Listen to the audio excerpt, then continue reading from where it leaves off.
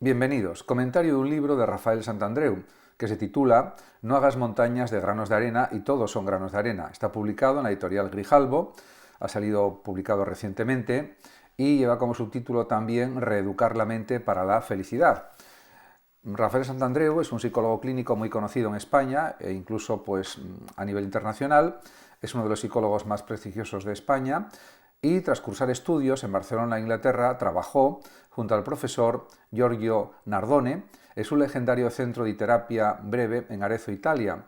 El propio Santandreu defiende o afirma la gran validez, diríamos, de la terapia cognitiva. Él aplica terapia cognitiva a sus pacientes. También ha impartido cursos para la Universidad Ramon Llull y la Universidad del País Vasco. Y a sus consultas de Madrid y Barcelona acuden presencialmente y también a través de videollamadas pacientes de todo el mundo. Sus libros anteriores son bastante conocidos en España porque han tenido mucho éxito de ventas. Por ejemplo, El arte de no amargarse la vida, Las gafas de la felicidad, Ser feliz en Alaska, Nada es tan terrible, Sin miedo y El método para vivir sin miedo, que se han convertido en referentes internacionales de la psicología. Él escribe con un lenguaje realmente asequible para todos los lectores y también expone muchísimos ejemplos, diríamos, para que se entienda mejor lo que él quiere decir en su estudio y análisis de la felicidad, de las cuestiones de conducta, etc. En este vídeo lo que voy a hacer es simplemente unos comentarios sobre algunas frases que a mí me han gustado especialmente, ya que el libro lo he leído y lo tengo subrayado de principio a fin, como suelo hacer con todos los libros que leo generalmente, y realmente pues hay muchos aspectos que están bien, porque trata muchas situaciones de la vida que pueden ayudar a los lectores a enfocar mejor la vida.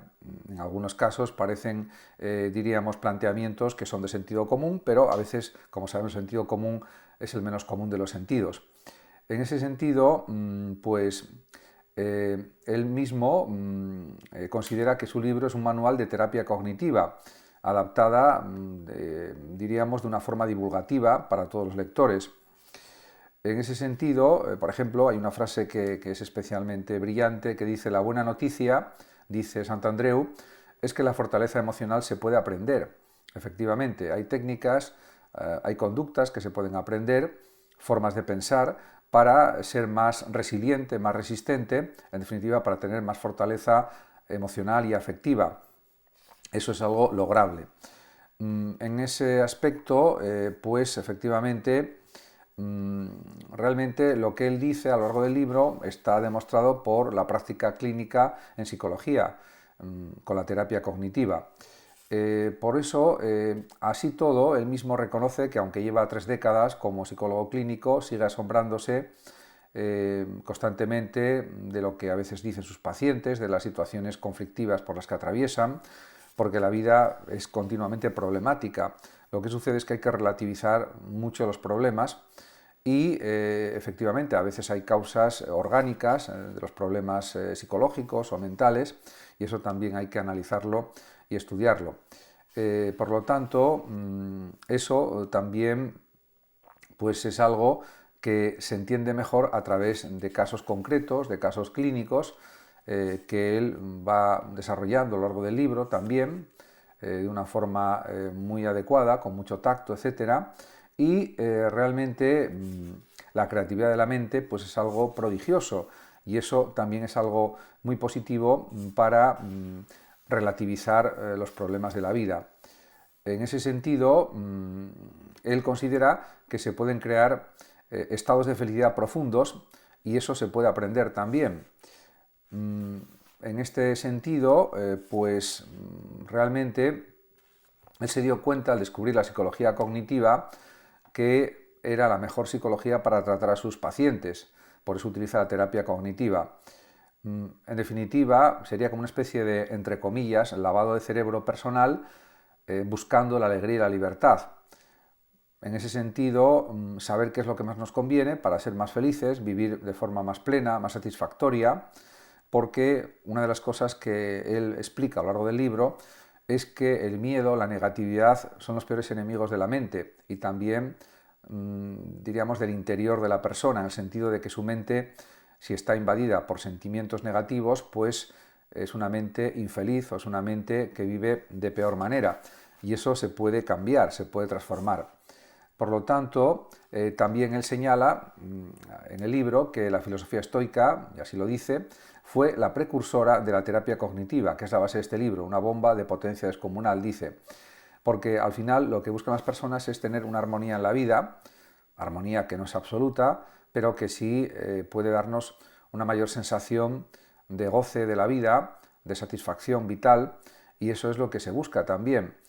Sobre todo, como decían los antiguos estoicos, la ataraxia, la tranquilidad del alma, la tranquilidad del ánimo, la serenidad de la mente, también se podría decir. Por tanto, diríamos, hay unas claves para el cambio también, y lo que él considera es que está prohibido dramatizar en la vida. Es verdad, él reconoce que existen adversidades, injusticias de todo tipo, y a veces es verdad que hay problemas más serios, pero aún así no conviene dramatizar nunca, jamás, porque efectivamente nada es tan importante, porque hay que considerar también la brevedad de la vida, lo efímero de la vida, y otra idea que él maneja en el libro es que necesitamos muy poco para estar genial. En ese sentido, siempre es verdad que hay oportunidades de disfrute o para hacer cosas buenas. Por lo tanto, tenemos que centrarnos en ese tipo de planteamientos y no en una actitud negativa ante todo lo que sucede. Por tanto, hay que cambiar la forma de vida, en algunos casos, hay que cambiar la forma de pensar y pensar más en positivo, y de esa forma seremos más felices. En ese aspecto también él considera, digamos, la función de la música en el estado de ánimo de las personas, y él mismo se pone como ejemplo.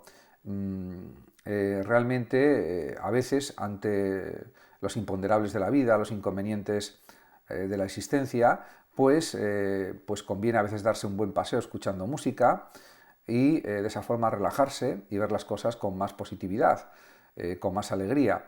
Eso es algo evidente. Yo creo que es indiscutible.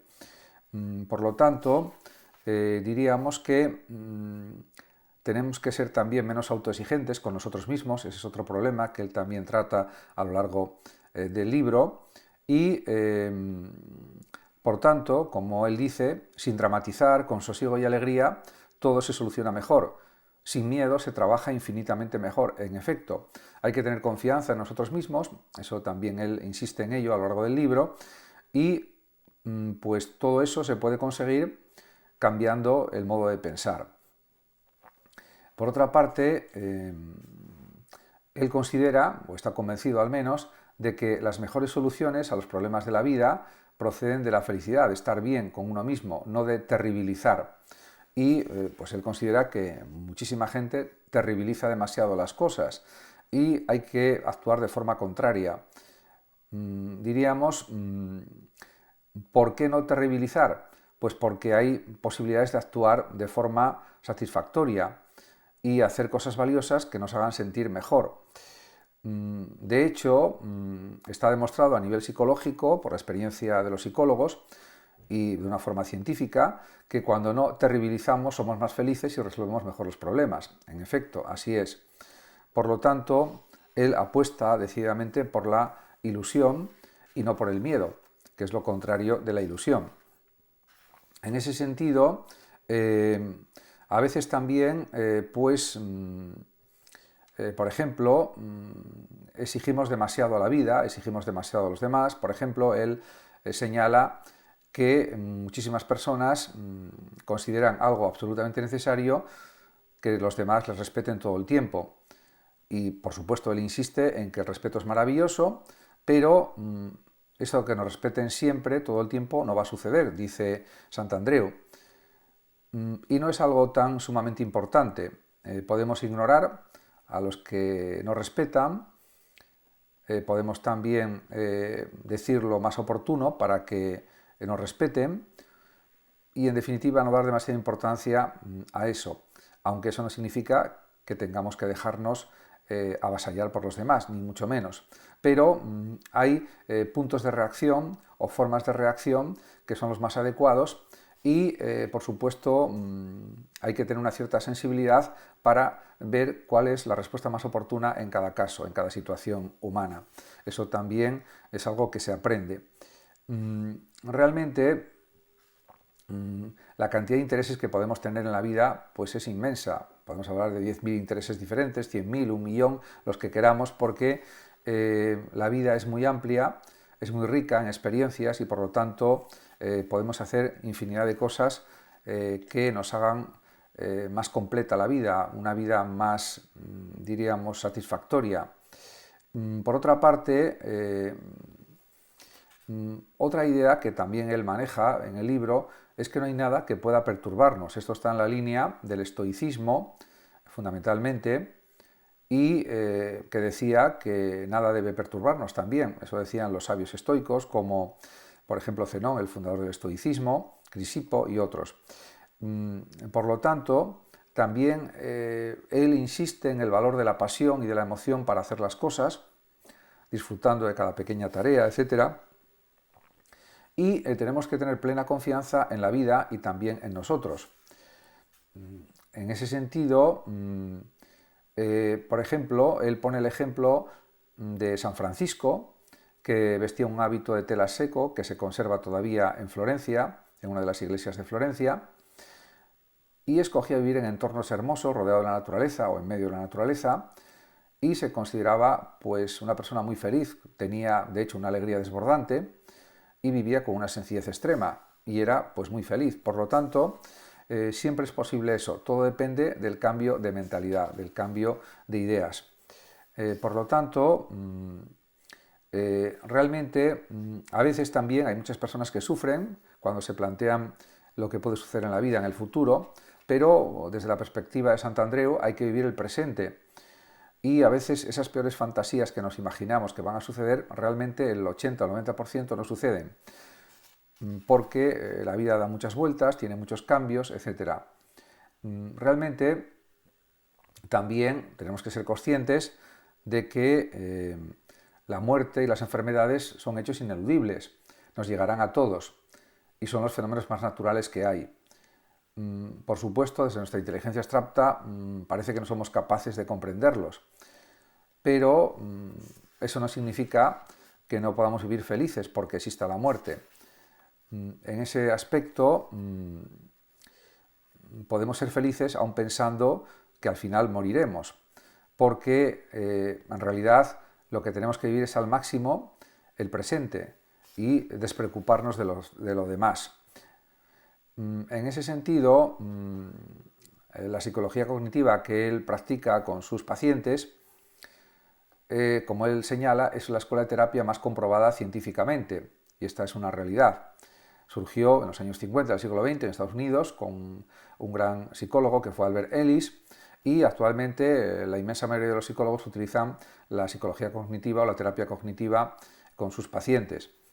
En ese sentido, el propio Epícteto, que fue un pensador y un filósofo estoico, ya puso en el siglo I la base fundamental de lo que es la psicología cognitiva, antes de tiempo. Fue el quien dijo: no nos afecta lo que nos sucede, sino lo que nos decimos acerca de lo que nos sucede, cómo interpretamos lo que nos sucede. Por lo tanto, tenemos que cambiar las formas de interpretación de lo que nos ocurre en clave positiva.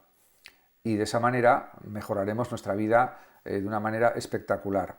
De hecho, el propio emperador Marco Aurelio, que era un filósofo estoico también, a la vez que emperador, fue un gran seguidor de la filosofía estoica, que es la base fundamental de la psicología cognitiva.